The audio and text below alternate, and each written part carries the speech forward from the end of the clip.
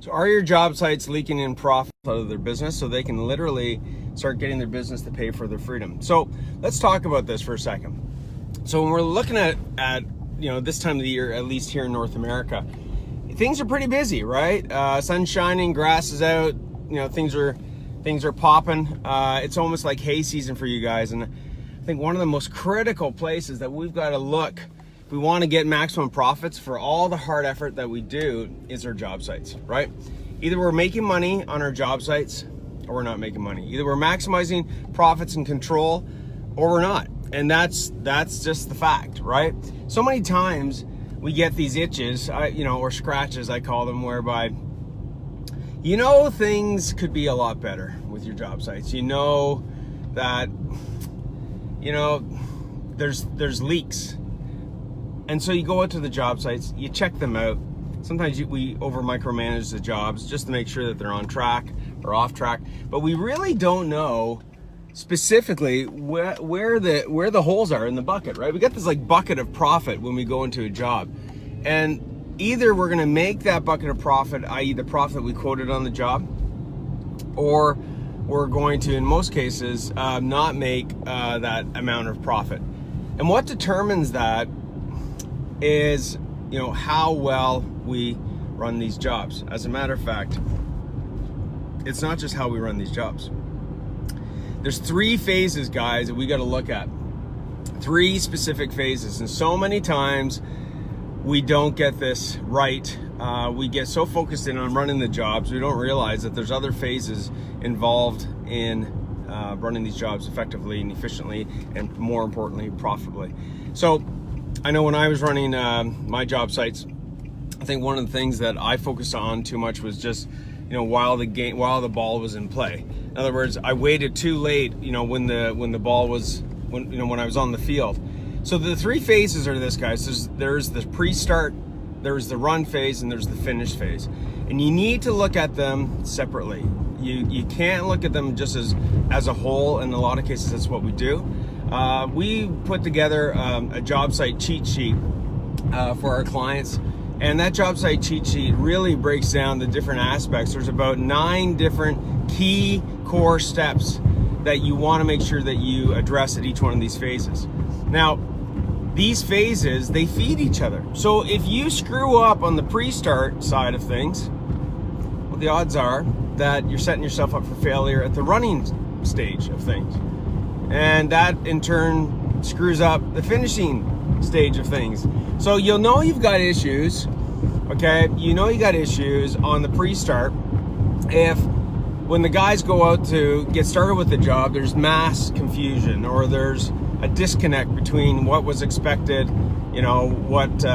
what's supposed to get done, and what is actually, getting done in the sense of how the guys are setting up the job site.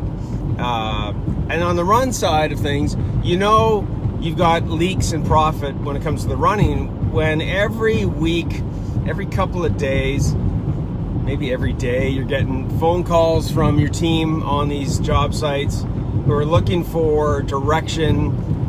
They're not able to make the right decisions on their own. And, the jobs actually end up, going longer than expected. As well, more material is used than expected. You'll know if you got leaks in profit when it comes to the finishing if you're getting callbacks. That's a big one, okay? If you're not getting raving fan clients that give you referrals, if you're not getting them to, pay you on time. So those are some symptoms of the core problems. So, guys, make sure that you identify, and I'm gonna give you I'll give you one of the strategies in each one of them. Again, there's about 9 in each, but I'm gonna give you just one strategy in each. And as I go through each of these, I want you to think about, are you actually doing these things? And if you are you doing them at the level that you need to be doing them at? Along with keeping in mind that these are just one strategy for each of these phases. So let's look at this at the pre-start. Guys, the pre-start's absolutely critical. I get pushback on this every once in a while, but one of the key things you want to do is whoever quoted the job, maybe it's the same person, but whoever quoted the job has got to sit down with the person that's going to run the job, and they've got to lay out clearly the expectations. And when I talk about the expectations, that means laying out the expectations as far as the different parts of the job. So as an electrical contractor, you know, say I was running a job site as an electrical contractor, we're going to put in a 600 amp service. Well, that's a phase, right? Putting in the service is a phase. If part of that job was installing the fixtures, doing a retrofit, right? Well, the installation of the fixtures is another phase. Then if we look at, you know, the last phase of things, we're looking at, you know, making sure that everything's working, everything's tested, the labels are put on the panel. Well, that's the finishing phase, okay? So we've got to make sure that whoever's running that job site and whoever's quoted that job has broken down clearly exactly what's expected, how many hours, okay, how much material at each one of those phases, okay? That's the pre-start. Now, I believe that we should, you know, if we've got employees that we don't trust, to tell them how many hours are expected, and yeah, you can put a little bit of a buffer in there for sure, because errors do happen. You don't have to give them exactly the hours, but give them a gauge, a good gauge of the hours that are expected. But if we're not even trustworthy to give some sort of gauge or a good gauge of the hours expected against the material use, we should really seriously consider whether or not we get the right team. So that's one strategy for the pre-start. On the running side of things, this goes hand in hand with what I just described as far as the strategy on the pre-start.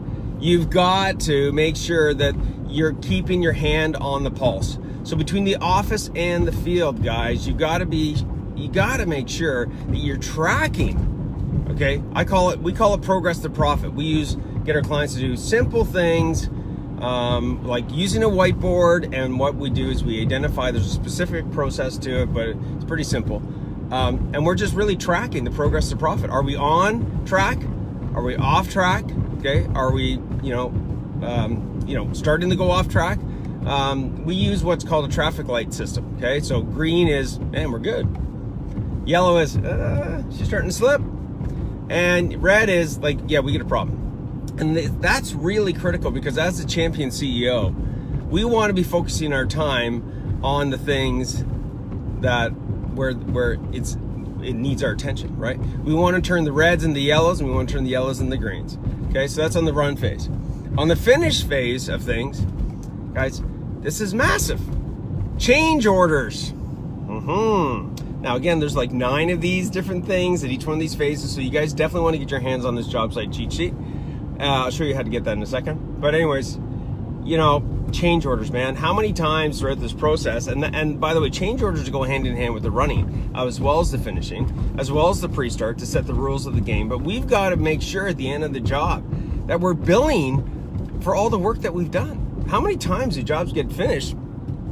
A couple of weeks later, the guys are shooting the shit, at the office or whatever, coffee shop or what have you, and you find out that they did a bunch of extra things on this job that you've already invoiced for, that you can't really go back to invoice more on, and that's money out of your pocket, right, that you've paid. So you've got to make sure that you finish strong, that you at each one of these phases, guys, that you plug the leaks and profits as soon as possible, because right now, and it doesn't matter what season you're in, that this isn't important, but it's even more critical when you're in either approaching peak season, i.e. hay season, or you're in peak season, okay?